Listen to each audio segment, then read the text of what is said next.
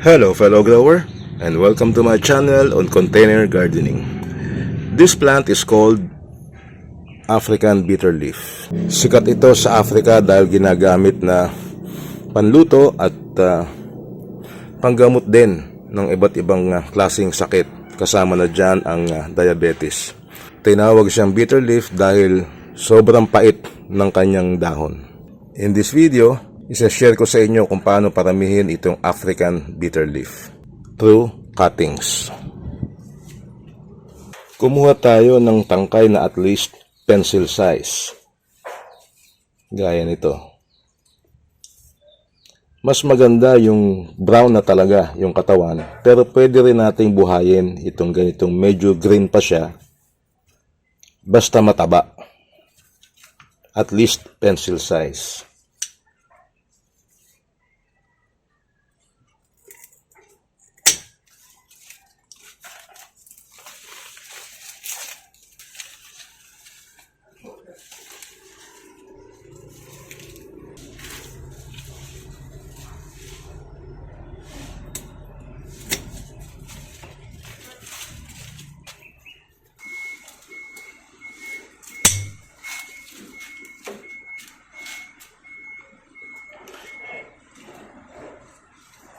It is also time for me to prune my African bitter leaf kasi tumatangkad na siya eh.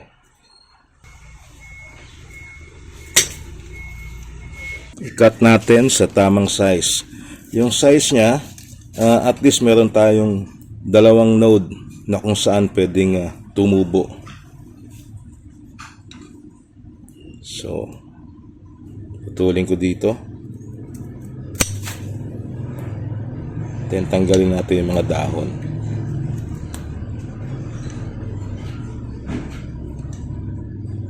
So, more or less isang dangkal, 8 to 10 inches. Pwede na yan.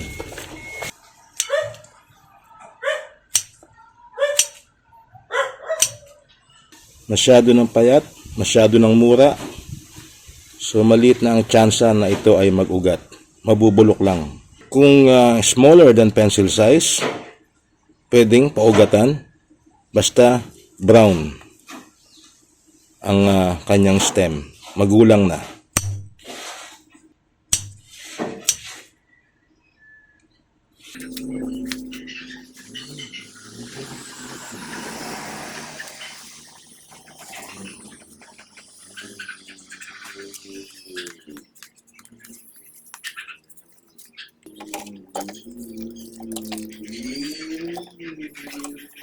Keep in shaded area habang hinihintay natin na sila ay magkaugat.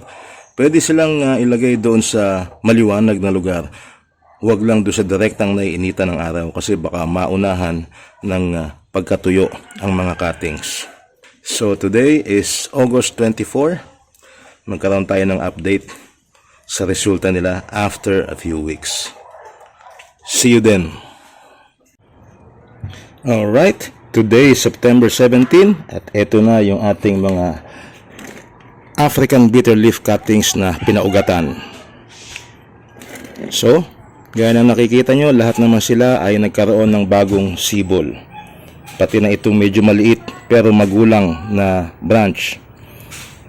Pati na itong medyo kulay green ay nagsibol naman siya. At ngayon may mga ugat na yan. So, pag nakita mo halimbawa ganyan nakataas, yung kanyang growth, mga 3 inches na yan, ay meron ng ugat yan sigurado sa ilalim. Anyway, napakadali naman niyang paramihin. Yan. Itong isa pa. Yan.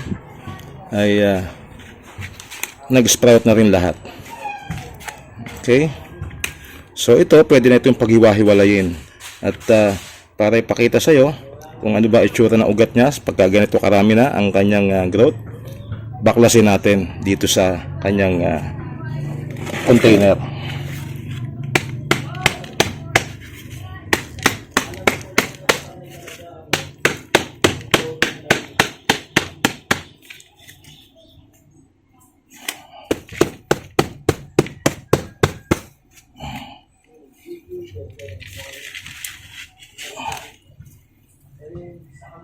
Ayan, oh. Yung mga ugat nila, oh. naka ano na, halos umiikot na sa ilalim. Malagong malago na yung mga ugat.